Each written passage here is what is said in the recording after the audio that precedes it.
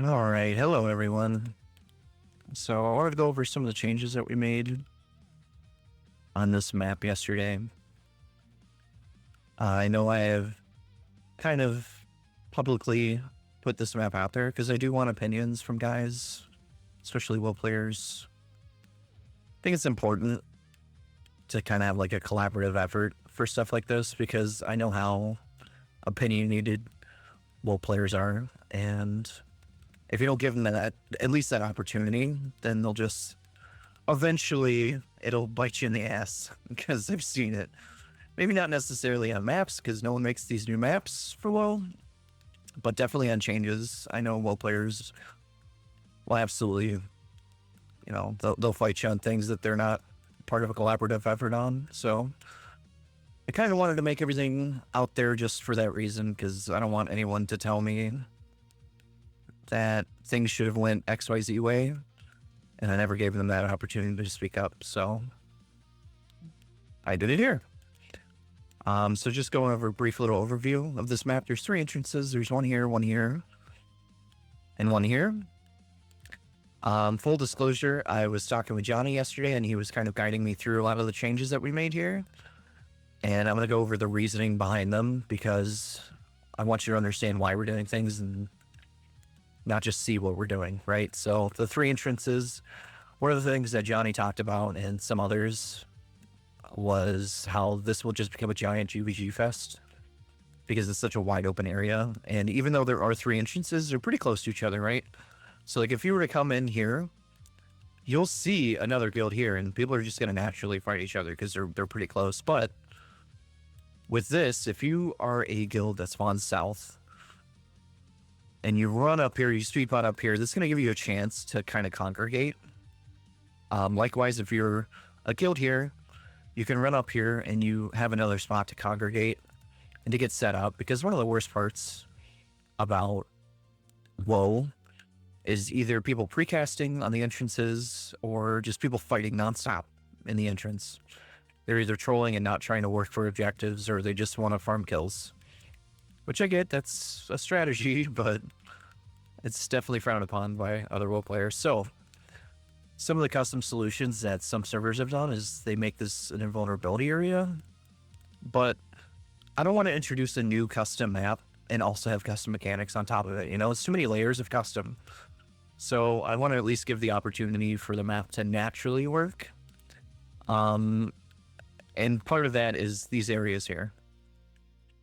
So it's like we could either do invulnerability, these areas, or a mix, but for right now, I just want to kind of work on one thing at a time. So that could change, maybe invulnerabilities in the future, but right now I put these here to see how they'll work. And definitely I think it's something that some guilds might use. And even if they don't, they have the opportunity to. So there's something there, so you don't have to GVG each other, and none of this is snipeable. So like, the moment you get up here, you have to come up here to fight someone. You can't shoot over these walls. You can shoot up and down the stairs, but all you have to do is get out of line of sight, and you're no longer snipeable from anywhere. So that's another important feature. I didn't want to make these stairs and then you can just shoot right over them. That makes no sense. That absolutely does nothing. But adding that verticality to the map in this extra area for people to congregate, I think that's a pretty impactful change. I think it's pretty important, especially with the map being smaller. Because map's smaller, there's less places to go, people are going to run into each other more. They need to have somewhere to go, at least in the entrance, right? Another change that we made is this hallway is way longer than it was before. This is like 3-4 times longer. So this change alone means that every single person that dies is going to take them 4 times longer to get to the stack again compared to before. So one of the major things is people were saying that this castle is too much of an attacker's advantage, and that's probably true. So that's going to help the defenders a bit with that. Another impactful change that we made is this area here is snipeable, and I tried to make it to where visually you can kind of tell. So like these bookshelves, they're a lot shorter than these ones. So you can shoot over these. But if you come around here, you cannot shoot over any of this. And you cannot shoot over any of this. It's only this front row. So that serves two purposes. One, for attackers, if you get over this right here, say you speed pot through, you're not going to have an opportunity to e-call if you're the guild leader. Or if you're the stack and you're kind of moving through, the defenders now have to meet you, or they have to stay there and you can have an opportunity to meet them. Whereas before, they could just shoot over all of this. And there's really no, like, there's no safety for a defender. I mean, for an attacker. So, like, the moment you come around this corner, it'd be no different than you just being right in front of them. The guild will just have to move a little bit to meet you, but that's pretty much it. This will now give an opportunity for an attackers to play off of an e-call here, whereas before there was none. And it also gives the opportunity for a defender to fall back. So just like an attacker would be completely exposed here, a defender is also completely exposed. So if there are people that die, you can just shoot right over here and just kill anyone trying to get back to the stack. So the planned spawn point for the flag is right here. Guardian Stone will be right here. And then most likely people will defend here. I don't see people defending in the hallway just because it's like, why? This is a better choke point. And you have somewhere to fall back to, and respawns are up there, so you're closer to respawns. So following that, it's the same way on this side. It's just slightly mirrored. Can shoot over here, can't shoot over here.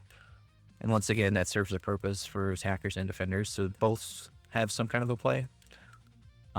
This is a choke, but it's not like a true choke because you can shoot over all of this. This is where the Guardian Stone barricades are. So all this is 8x8. I think it's the biggest Guardian Stone possible. And this is going to be consistent throughout the entire castle because with it being smaller, I mean, it doesn't make that big of a difference, but it doesn't make any difference, right? So, flag in behind the stone. This probably won't be a super huge area that will be utilized, but this will be. So this is a choke, and you can't shoot through. You can only shoot through the middle here. We talked about maybe changing this side here to where we would bring this out, and you as a defender guild could snipe over, but we just felt though it's not that impactful, because this is just a better choke. This is a better defensive point than coming around and losing someone and then not being able to respawn here, right?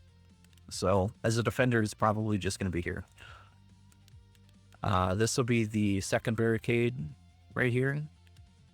And I had to make these little walls because the barricade actually wasn't going to fit. It was too long. So I made this a little bit more of a choke, and this is definitely going to be a defending area too. Flags are right there. So if this choke fails, there's going to be barricades here. People are going to flag into here and defend. This area, I know it's pretty straight, and that was something that was brought up. But not everything can be like twisting and winding. And I did put these little side areas in for defenders or attackers, so you can kind of like not have to go in the straight line. You can make a play for the edges and go around or back up. If you're a defender, you have somewhere to go, right? It's not just one straight hallway. And this is going to be where the second barricades are. Flag in behind them once again. So this will be another defending choke area for a guild. But once these fall, what I envision people to do is I envision a guild to sit here and defend, because you can shoot over all of this.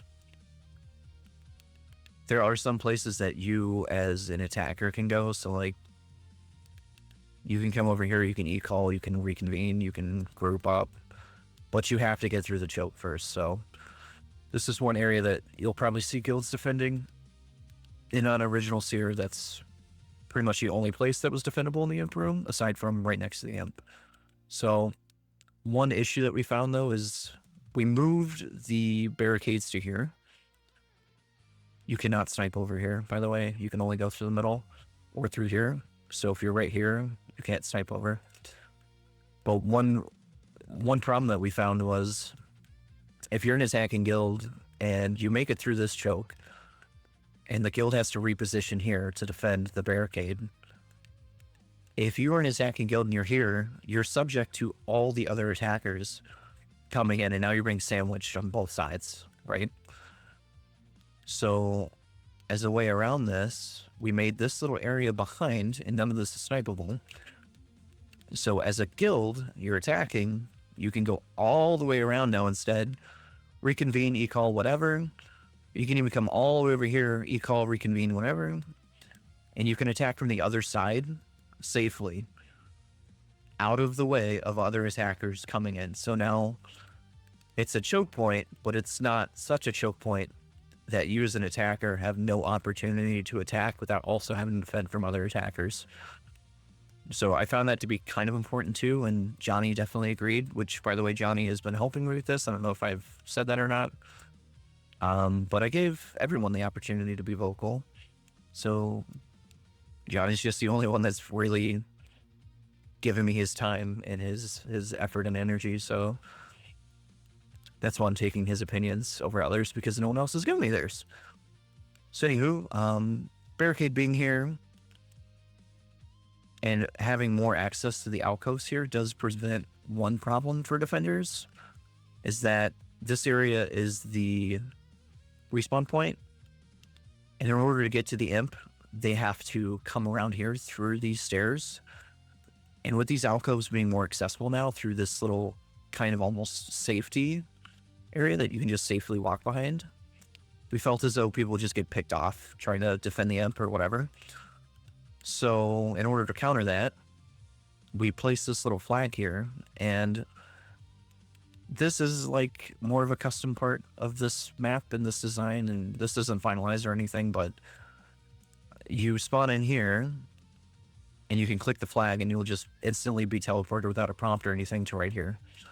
So this serves two purposes. One, because the castle is much smaller, making this trip from this spawn point all the way down the stairs, up these, and to these flags, like that's quite a trip. Like you wouldn't be able to click on it from there. You'd have to go all the way over here. That's quite a trip for a defender, especially when this castle is much smaller. So one purpose that this serves is it lessens that gap that you have to traverse as a defender, and B, it saves them from being picked off because these alcoves are now more accessible. Like you can just shoot right over here and kill any stragglers if the fight managed to progress over here to this imp choke. And this is probably the absolute last place to defend that makes any sense. And on Original Seer, this is where guilds would make their last stand. So not much has changed there, but I think the changes that we have made to the map are pretty impactful. Like just the change to make the alcoves more accessible, the change in the barricade here. All the flag placements are slightly different. This choke is the same, but it's everything's slightly elongated, so like it's taller up and down than it was. And then this is very impactful. I think it's going to make a big difference when the map actually is tested. And this hallway is going to make a big difference, with this being also another very impactful change. And these changes, I mean, this stuff takes a long time. These maps, making them are not intuitive. Like, Brow Edit is a good tool, but it does take a long time to do all this stuff. So this is the end result of like dozens and dozens and dozens of hours of work. So it's definitely not easy adjusting things, and I definitely appreciate any feedback that people give, but just bear in mind, if you tell me this needs to rotate 90 degrees, blah, blah, blah, blah, blah, like this spot needs to be moved over to there, that stuff's hard to do. Like the base of the map is done, and I think it's playable. And that's the important part, is that it is playable. Because at the end of the day, like WoE players get nothing. They have the same maps that Gravity made like 2 decades ago. It's ridiculous. They have nothing new. So I really thought it was important to give them something. And even if this is like an amalgamation from original Seer, it's its own thing. To say that it's the same is just you're putting a disservice to the changes that we've made to the map. And I know a lot of WoE players are not interested in it looking good. They don't care because it's all GRF.